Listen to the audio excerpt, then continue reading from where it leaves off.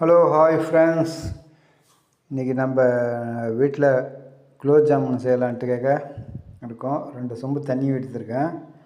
அது எப்படி செய்யறதுன்னு சொல்கிறேன் பாருங்கள். 2 சொம்பு தண்ணி, அப்புறம் கொஞ்சம் சர்க்கரை, ஒரு 1/4 kg வர போல் ஒரு சர்க்கரை கொஞ்சம் கொட்டிக்கணும்.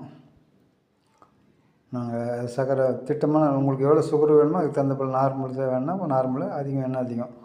நீங்கள் அதை கொட்டிட்டு நல்லா கிண்டி விடணும், இல்லைன்னா அடியில் ஒரு மாதிரி ஆகிடும். நல்லா கிண்டி விடணும். அதுக்கப்புறம் அதில் ஏலக்காய் கொஞ்சம் வாசனையாக இருக்கும், ஏலக்காய் போடலாம். போட்டிங்கன்னா ஏலக்காய் இல்லைன்னா நார்மலாக இருக்கும். ஏலக்காய் போட்டிங்கன்னா கொஞ்சம் நல்லா வாசனையாக இருக்கும். இது நம்மளுக்கு மாவு வேறு வாங்கிட்டு வந்திருக்கேன். அது கொஞ்சோண்டு போட்டு குலோப் ஜாமுன் கொட்டணும். கொட்டி தண்ணி ஊற்றி கொஞ்சம் கொஞ்சமாக அது பிசையணும். அது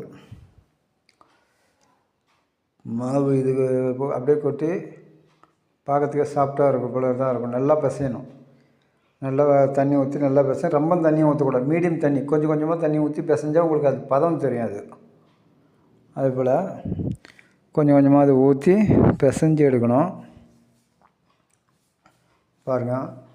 அதே போல் நம்ம சேனலில் பார்க்குறவங்க கொஞ்சம் சப்ஸ்கிரைப் பண்ணுங்கள், பெல் பட்டனை ஏற்றி.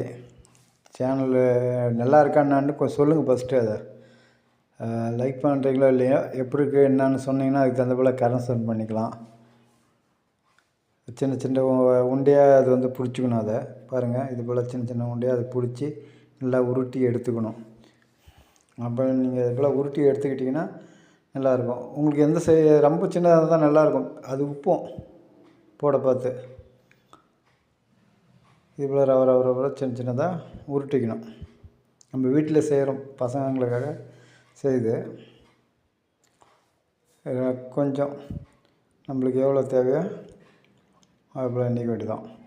மாவு காணாமல் கொஞ்சோண்டு மாவு, அதுக்கு தான் கொஞ்சமாக தண்ணி ஊற்றி சர்க்கரையும் உண்டா எண்ணி இருக்குது. நம்மளுக்கு அதே போல் உண்டை எவ்வளோ வேணுமோ அதுக்கு தகுந்த போல் பாக்கெட்டை பொறுத்து இருக்குது. நம்ம அது 1/4 கிலோ பாக்கெட் அது மாவு. அதனால் அது போல் எண்ணெயை இப்போ சுட வச்சு எண்ணெய் மீடியமான எண்ணெய் ஊற்றினா போதும். அது எனக்கு இந்த உண்டை கொஞ்சம் தான் நம்ம வச்சுருக்கோம். அதனால் அதில் நல்லா தண்ணி காஞ்ச பிறகு போடுறதுக்கு முன்னாடி ஒரு ஐட்டம் அது உருட்டிக்கணும். இல்லைன்னா வச்சுக்கோங்க, உங்களுக்கு பாலம் மூலமாக வெடித்து போட போல் ஆகிடும். கொஞ்சம் உருட்டிக்கிட்டு அதுக்கப்புறம் அதை பொன்னிறமாக கொஞ்சம் சிம்மில் வைக்கணும், ஹையில் வைக்கக்கூடாது. ஹையில் வச்சிங்கன்னா தீஞ்சு போல் ஆகிடும். சிம்மில் வச்சிங்கன்னா கொஞ்சம் உங்களுக்கு அது பெரட்டி போட பார்த்து நல்லாயிருக்கும். போட்டிங்கன்னா உங்களுக்கு இது இந்த கலரில் வந்துடும், பொன்னிற கலரில் வந்துடும். லைட்டாக பெரட்டிக்கிட்டே இருக்கணும். இந்த மெத்தடில் நீங்கள் எடுத்திங்கன்னா எடுத்து ஆற வைக்கணும். அதே போல் இந்த பாவு காசணும்ல, அதையும் ஆற வைக்கணும், இதுவும் ஆற வைக்கணும். ஆற வச்சு தான் அந்த பாவு உள்ளே போடணும். கொஞ்சம் ஃபேன் போட்டு ஆற வச்சுக்கணும். சூடெலாம் ஆறின பிறகு அந்த சக்கரை தண்ணி காசனில் அதுவும் கொஞ்சம் ஆறின பிறகு போட்டுக்கணும்.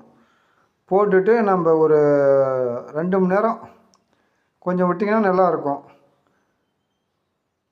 1 ஹவர் 2 ஹவர் இருந்தாலுமே நல்லாயிருக்கும். நல்லா ஊறி போயிடும். நல்லா சாப்பிட்டா 1 ஹவர் இருந்தால் அந்தளவுக்கு ஊறாது. ஒரு 2 மணி நேரம் இருந்ததுன்னா நல்லா ஊறி போயிடும். நீங்கள் இப்போ பாருங்கள், 2 மணி நேரம் கழிச்சு பார்த்தீங்கன்னா நல்லா ஊறி போய் புசு புசுன்னு இருக்குது. இப்போ எடுத்து சாப்பிட்டோன்னா சாப்பிட்றதுக்கு அழகாக இருக்கும்.